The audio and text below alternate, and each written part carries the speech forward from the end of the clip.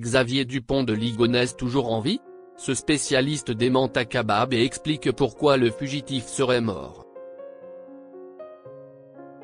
Tandis que le blogueur Akabab affirme avoir retrouvé Xavier Dupont de Ligonnès, un psychiatre judiciaire de renom vient balayer cette hypothèse. Selon lui, le fugitif est bel et bien mort, et il en explique les raisons. Il pensait sans doute créer l'événement.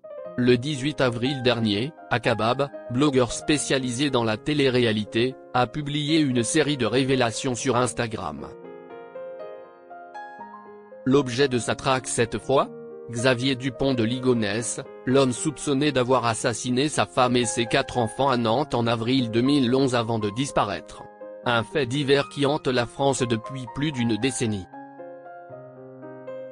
Pendant plusieurs jours, l'influenceur a alimenté un canal baptisé Retrouvons XDDL avec ce qu'il affirme être les fruits de son enquête, indices glanés sur les réseaux, recoupements, témoignages, et même une photo floue d'un homme en Asie, qu'il identifie comme étant Xavier Dupont de Ligonnès.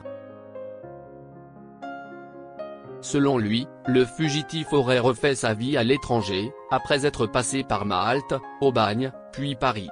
Surprise, emballement, scepticisme. Et surtout, aucune confirmation officielle.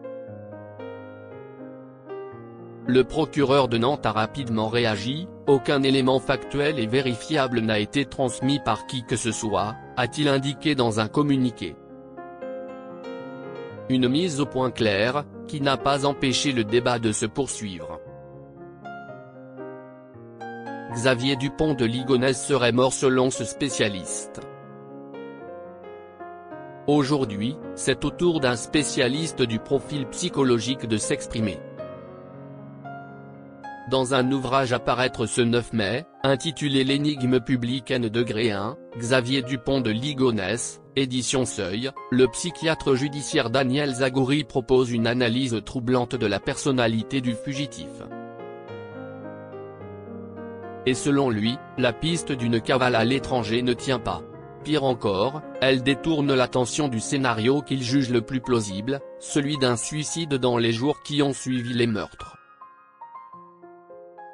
Comme le rapporte Le Point, Daniel Zagoury avance une hypothèse radicale mais construite, c'est la combinaison de ses peurs, de ses échecs, de son vide existentiel et de sa capacité au clivage qui ont conduit Xavier Dupont de Ligonnès à cette solution tragique. Il évoque un homme enfermé dans un système de pensée rigide, tiraillé entre culpabilité, isolement social, chute du statut, et croyances religieuses très ancrées. De plus, selon lui, Xavier Dupont de Ligonnès n'aurait jamais osé couper soudainement les ponts avec sa mère et sa sœur. Il les adorait, on peine à imaginer qu'il ait pu les laisser sans nouvelles. De même a-t-on du mal à concevoir que ce grand bavard ait pu devenir subitement silencieux, explique-t-il. À voir désormais si, un jour, la France connaîtra le fin mot de cette histoire.